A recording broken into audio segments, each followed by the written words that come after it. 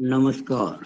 YouTube channel maths era and civil engineering by RP Vyas एवं Teachment app की ओर से मैं आरपी व्यास यानी राजेंद्र भैया जी 10वीं कक्षा में पढ़ने वाले सभी भैया बहनों का हार्दिक स्वागत एवं अभिनंदन करता हूं। मेरा ये वीडियो विद्या भारती एवं माननीय श्रीमान सत्यपाल जी हर्ष, जिनका संपूर्ण जीवन विद्या भारती एवं संघ की सेवा के रूप में पूरे देश को समर्पित था, उन्हें समर्पित करता हूं। इस वीडियो में हम करेंगे 3 प्रमेय, 3 theorems, theorem 1.1, theorem 1.2 and theorem 1.3। हालांकि जो थ्योरम 1.2 है वो हमारी प्रश्नावली 1.1 जो थी, जो हमने पिछले 5 वीडियो में पढ़ाई की थी, उससे रिलेटेड है। और जो थ्योरम करेंगे 1.2 और 1.3 वो अगली जो प्रश्नावली है, अगली एक्सरसाइज 1.2, यानी कि आपका जो चैप्टर है रियल नंबर, इसका जो सेकंड पार्ट है उसको बिलोंग करती है। और जब तक थ्योरम 1.2 और 1.3 नहीं समझेंगे, हम अगली प्रश्नावली यानी कि 1.2 एक्सरसाइज नहीं कर पाएंगे। बहुत इंपॉर्टेंट है। और थ्योरम 1.3 को समझने के लिए 1.2 का समझना बहुत जरूरी है। ये तीनों थ्योरम आपस में एक दूसरे से रिलेटेड है। तो पहले करते हैं theorem 1.1, fundamental theorem of arithmetic के नाम से प्रसिद्ध है ये। अंकगणित की आधारभूत प्रमेय क्या कहती है? Every composite number can be expressed or factorized as a product of prime numbers, and this factorization is unique although order of the prime factors may be different। अर्थात प्रत्येक भाज्य या संयुक्त संख्या को अद्वितीय रूप से अभाज्य गुणनखंडों के रूप में व्यक्त किया जा सकता है, यद्यपि उन अभाज्य संख्याओं का क्रम अलग अलग हो सकता है। देखिए, जैसे मैंने 18 एक संख्या ली, इसको पहले 2 से डिवाइड किया तो 2 9 18, फिर 3 से किया 3 3 9, फिर 3 से किया 3 एकम 3। तो हम कह सकते हैं 18 को 2 × 3 × 3 यानी 2 × 3 स्क्वायर। अब इसी 18 को मैं पहले डिवाइड बजाय 2 से 3 की कर दूं तो 3 6 18, 6 बार भाग जाएगा। फिर 2 से काटेंगे 2 3 6, फिर 3 से काटेंगे 3 एकम 3, यानी कि हम कह सकते हैं 3 × 2 × 3, 3 × 2 × 3। हम 3 × 2 × 3 को 3 स्क्वायर × 2 भी कह सकते हैं और 2 × 3 स्क्वायर भी कह सकते हैं। आप देख रहे हैं ना, चाहे मैं 3 स्क्वायर लिखूं इंटू 2 लिखूं, चाहे 2 लिखूं इंटू 3 स्क्वायर लिखूं, मतलब तो 18 से है ना, लेकिन इसका क्रम बदल गया। इसमें पहले 2 से डिवाइड किया था या पहले 3 से डिवाइड किया। तो हम क्या कहना चाहते हैं, कोई भी कंपोजिट नंबर है उसके जो प्राइम फैक्टर्स वो यूनिक होंगे। हाँ, उनका क्रम आगे पीछे हो सकता है, लेकिन होंगे वो यूनिक, यानी कि अद्वितीय। ये पहली थ्योरम आपको याद रखनी है। दूसरी थ्योरम 1.2, ये बहुत इंपॉर्टेंट है क्योंकि इसके बेस पे थ्योरम 1.3 प्रूव की जाएगी। इसको एक बार पढ़ लेते हैं। If p be a prime number, then if p divides a square, then p also divides a, where a is a positive integer यानी कि नेचुरल नंबर। हिंदी में बोल देता हूं, अर्थात यदि p कोई अभाज्य संख्या है, 2 3 5 इस प्रकार से, यदि p कोई अभाज्य संख्या है तब, यानी ये सारा जो मैटर इस पर डिपेंड करता है कि p अभाज्य संख्या है। यदि p कोई अभाज्य संख्या है तब अगर p किसी संख्या a स्क्वायर को डिवाइड करती है, यानी a स्क्वायर में p का भाग जाता है, तो p a को भी डिवाइड करेगी, यानी कि p का भाग a में भी जाएगा। ये आपको ध्यान रखना, ये थ्योरम है। a क्या है? कोई प्राकृत संख्या, नेचुरल नंबर, इसको कह सकते हैं पॉजिटिव इंटीजर, धनात्मक पूर्णांक। यानी p कोई अभाज्य संख्या है और a कोई धनात्मक पूर्णांक है, तो p अगर a स्क्वायर को डिवाइड करती है तो p a को भी डिवाइड करेगी। ये आपको याद रखना है। एक छोटा एग्जांपल लेता हूं। जैसे 2 है, ये प्राइम नंबर है, और 4 स्क्वायर है। 4 क्या है? पॉजिटिव इंटीजर है, और 4 स्क्वायर क्या होता है? 16। 16 को 2 से डिवाइड कर सकते हैं, बिल्कुल कर सकते हैं। 2 16 बड़ा 2 8 होता है, कोई दिक्कत नहीं है। अब अगर 4 स्क्वायर को 2 से डिवाइड कर सकते हैं तो 4 को भी तो 2 से कर सकते हैं। 4 बटा 2 2 होता है, ये बात है। लेकिन शर्त क्या है? अगर 4 स्क्वायर 2 से डिवाइड हो रहा है तो 4 भी 2 से डिवाइड होगा। अगर संख्या p ए स्क्वायर को डिवाइड करती है, यानी कि ए स्क्वायर में p का भाग जाता है, तो a में भी p का भाग जाएगा। ये बात आपको ध्यान रखनी है, थ्योरम 1.2 है। एक छोटा एग्जांपल और बता रहा हूँ। अगर 7 कोई संख्या है 7 और 14 के स्क्वायर को डिवाइड करती है, 14 स्क्वायर क्या होता है 196। आप कह सकते हैं कि 14 इंटू 14, और 14 इंटू 14 को आप 7 से भाग लगा सकते हो। देखिए 14 इंटू 14 बड़ा 7 किया, 7 दूनी 14, 14 दूनी 28, 28 बड़ा भाग चला गया। ओके, कोई दिक्कत नहीं है। 14 स्क्वायर में 7 का भाग जा सकता है, तो 14 में भी 7 का भाग जाएगा। देखिए 14 में मैंने 7 का भाग लगाया, 2 आ गया, बिल्कुल सही है। ये आप उसको अच्छे से समझ लीजिएगा कि अगर p कोई अभाज्य संख्या है और p ए स्क्वायर को डिवाइड करती है, तो p a को भी डिवाइड करेगी। अब इसी प्रमेय के आधार पर हम प्रमेय 1.3 करेंगे, जो आपके सामने प्रस्तुत है। ध्यान दीजिएगा इन दो, इसके बेस पर। ये है प्रमेय 1.3। मैंने इधर हिंदी में लिखी पूरी, इधर मैंने पूरी इंग्लिश लिख दी है। अच्छा होता है मैं दोनों हिंदी इंग्लिश में एक ही तरफ लिखता, वरना मुझे बार बार पढ़ना है, यहाँ वहाँ करना पड़ेगा। कोई बात नहीं, करते हैं। क्या थ्योरम है? √2 एक अपरिमेय संख्या है। ये थ्योरम है, हमको प्रूव करनी है। √2 एक अपरिमेय संख्या है, यानी हमको प्रूव करना है कि √2 is an irrational number. Irrational, NaL, irrational number. अब इसको प्रूव कैसे करेंगे? इसको प्रूव करने में मैंने कुल मिला के 5 स्टेप लिए हैं। 5 स्टेप, 5 स्टेप में प्रूव हो जाए। मैंने जिस विधि से किया है, सभी उस विधि से पढ़ाते हैं सारे टीचर्स, लेकिन मैंने इसको कुछ आसान बना दिया है। क्या होता है, कई बार हमें नेगेटिव अप्रोच रखनी पड़ती है, विरोधाभासी। हमें प्रूव करना है कि √2 एक अपरिमेय संख्या है, यानी कि इरेशनल नंबर है। हम क्या करेंगे, हम मान लेंगे कि चलो कोई बात नहीं, अब इसको परिमेय मान लेते हैं। We will assume that √2 is a rational number, और उसके बेस पर कुछ क्रियाएं करेंगे और बाद में साबित करेंगे हमारा माना हुआ गलत था। यानी हमने इसको जो रेशनल माना था वो गलत था, इस बात को प्रूव करेंगे। और जब ये प्रूव हो जाएगा कि हमारा माना हुआ गलत था, हमने माना क्या था कि √2 रेशनल है, वो अगर गलत था तो फिर क्या हो जाएगा, √2 इरेशनल। क्योंकि हर वो नंबर जो इरेशनल नहीं है वो रेशनल ही होता है, या हर वो नंबर जो रेशनल नहीं है वो इरेशनल होता है। क्योंकि रियल नंबर जो होता है ना, वास्तविक संख्या है, दो भागों में बटी होती है, रेशनल और इरेशनल। वो वास्तविक संख्या जो रेशनल है वो इरेशनल नहीं है, और जो इरेशनल है वो रेशनल नहीं है। यानी जो परिमेय है वो अपरिमेय नहीं है, और जो अपरिमेय है वो परिमेय नहीं है। हमने माना कि ये जो नंबर है √2, प्रूव तो करना है इरेशनल, हम मानेंगे इसको रेशनल। मैं बताऊंगा पूरा मैं आपको, और बाद में साबित करेंगे हमारा माना हुआ गलत था। इसका मतलब ये रेशनल नहीं है, इरेशनल है, ये साबित हो जाएगा। शुरू करते हैं। मैं हिंदी मीडियम ही बोलूंगा, साथ साथ में इंग्लिश बोलता रहूंगा। इधर बार बार पढ़ना नहीं करूंगा, पढ़ना इधर करने में बहुत टाइम खराब होता है। देखिएगा, आगे से ध्यान रखूंगा कि मैं हिंदी इंग्लिश दोनों बातें एक साथ चलाऊं एक ही पैराग्राफ के अंदर। पहला स्टेप, माना कि √2 एक परिमेय संख्या है। ये नंबर 1 पॉइंट मान लिया मैंने। हमने क्या माना? माना कि √2 एक अपरिमेय संख्या है। सॉरी, √2 एक अपरिमेय संख्या तो सिद्ध करना है। माना कि √2 एक परिमेय संख्या है, इसको और नंबर कह दिया। इसका मतलब we assume that √2 is a rational number. और आप जानते हैं ना, रेशनल नंबर को हम कैसे लिख सकते हैं, a/b के रूप में लिख सकते हैं।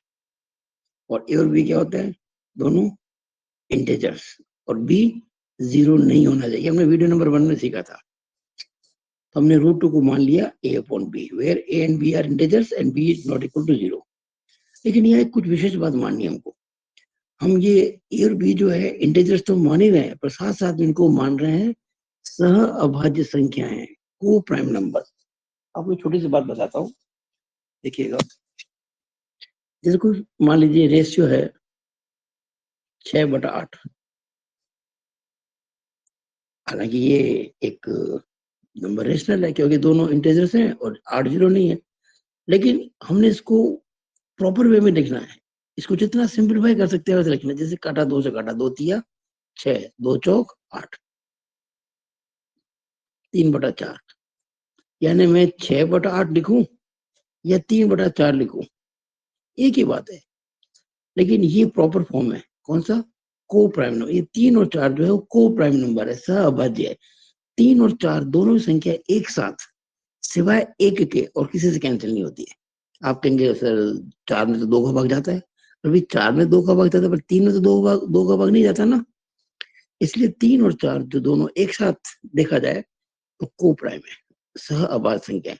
तो हम ये मान रहे हैं कि जो हमने माना ना ए और बी को, ए और बी है तो दोनों ही इंटीजर्स, बी जीरो नहीं है, और साथ में दोनों ही सह अभाज्य संख्या है, बोथ आर को प्राइम नंबर्स। इसका मतलब ए और बी दोनों में सिवाय एक के और किसी का भाग नहीं जा सकता। यानी कि A and B can not be divisible except, हम कह सकते हैं कि ए और B can not be divided by any number except 1।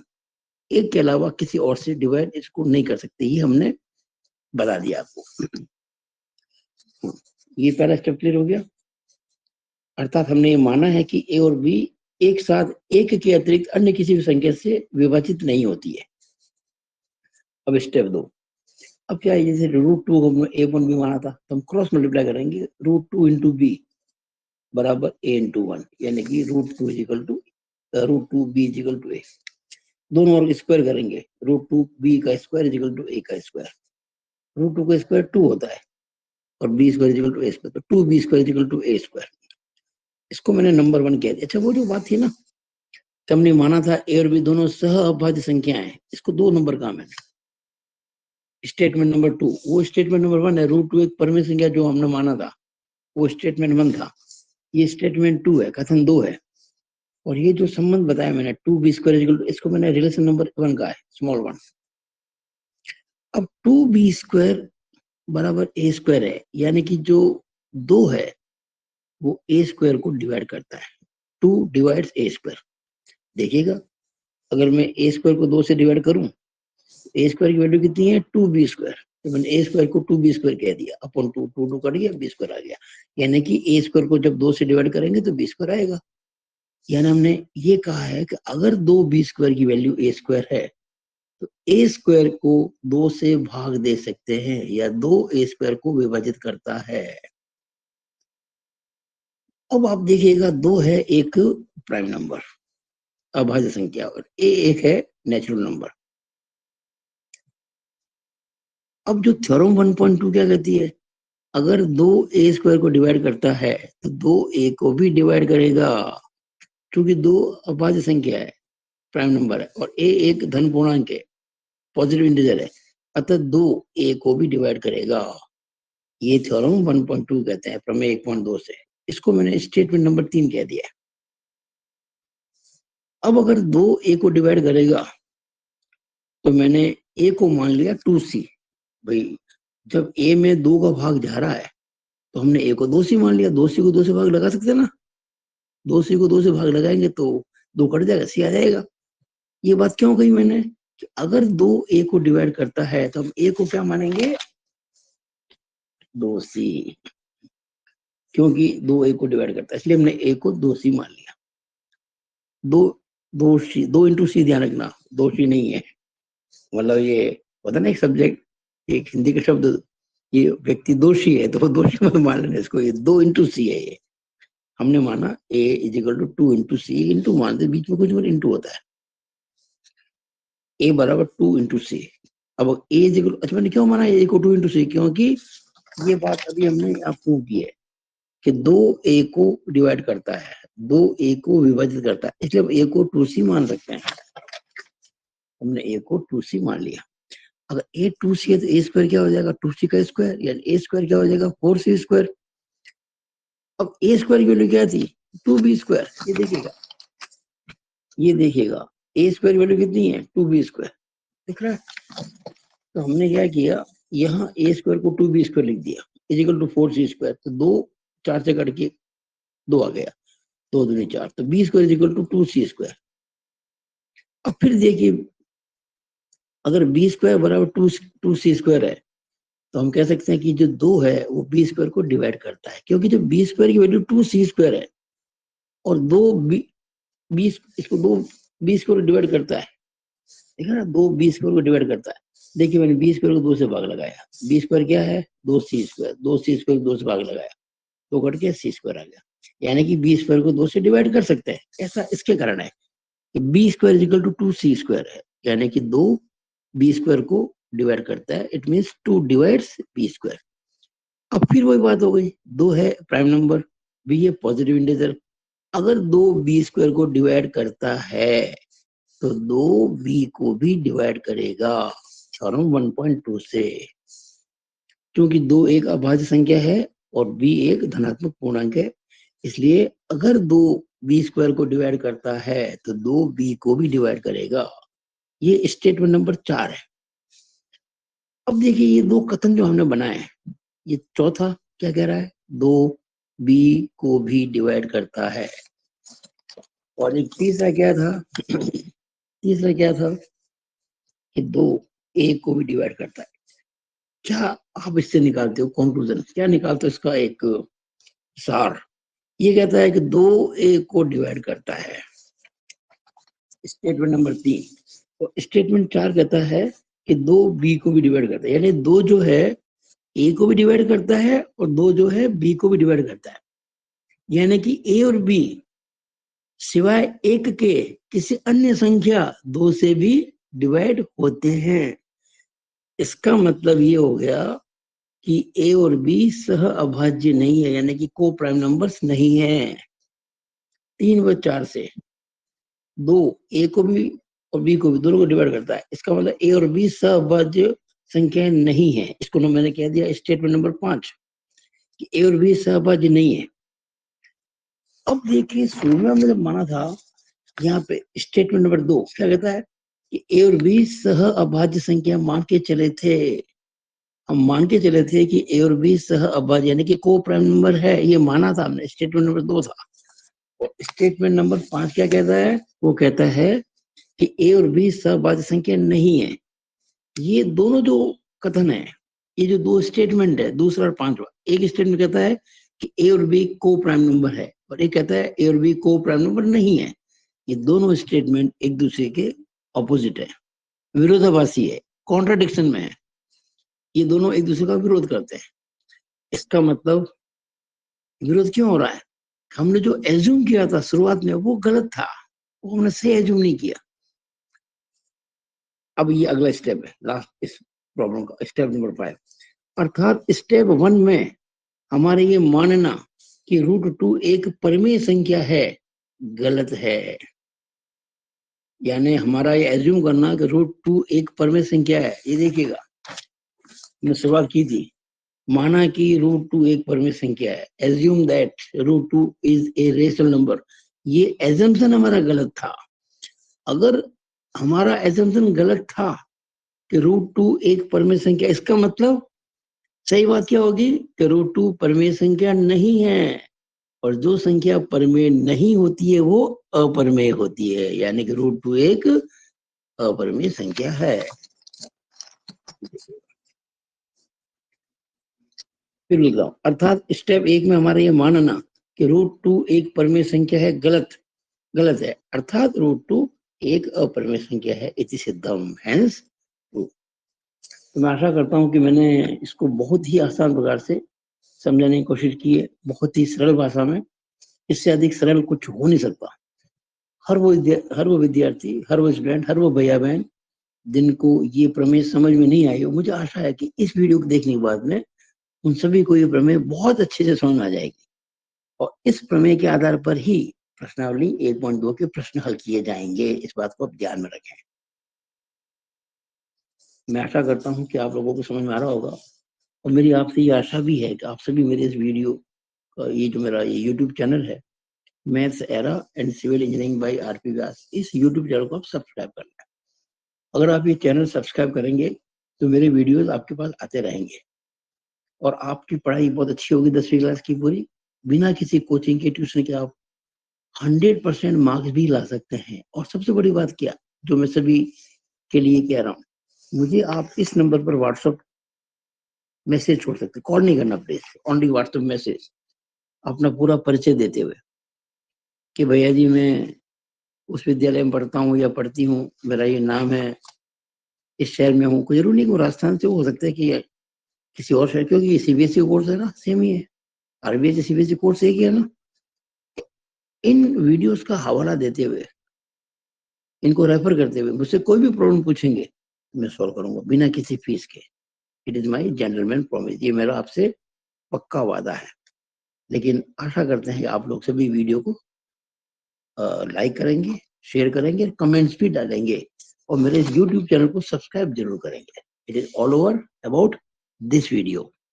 Thank you, धन्यवाद, जय श्री राम।